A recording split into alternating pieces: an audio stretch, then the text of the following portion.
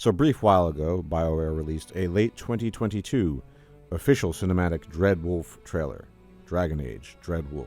And I have to be perfectly honest, there's not a lot there all in all. However, there are a couple of things I would like to say about this trailer. In case you missed it, it's well worth checking out. For one thing the thing I noticed right away was that they are not shy on spoilers. They basically want everyone to know who Solas is and that he's the Dreadwolf.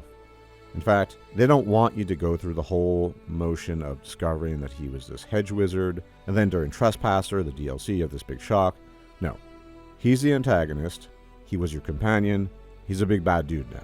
Which means that in itself they don't think is terribly important. Varric is back as the narrator, and I think it's almost certain that he's going to be a playable companion again, as he was in Dragon Age 2 and Dragon Age 3, and I think that's ultimately a good thing. And who doesn't like Varric? Dwarf. Dwarves are very cool, and he's a good companion, he's witty, so no complaints there. A few other things you might be able to extrapolate from the trailer. Obviously, the main plot is you are there to stop Solas. That is the main objective, probably. You don't want him to destroy the world and trying to reenact the world of the elves at his time. But there's probably going to be a lot more going on beyond that, including local politics if it takes place in Tevinter, and all sorts of other things. And it's interesting, there could be a way in which they're presenting Solas as this ultimate bad guy, but we all know he's not just that.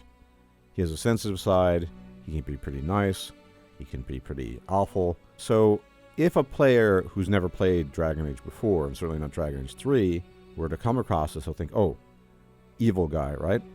But there's going to be a lot of nuance there, I think.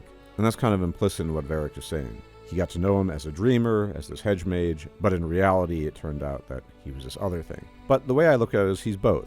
He is that hedge mage that you meet outside of the breach, and he is that guy who's thoughtful and quiet, but he's also all these other things. And I think it's going to make for a very interesting villain.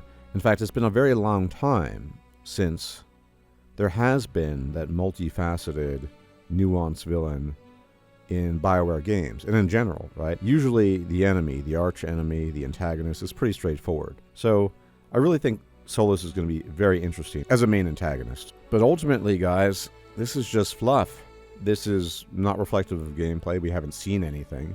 And they're trying to titillate us. They're trying to make us interested, and I am interested.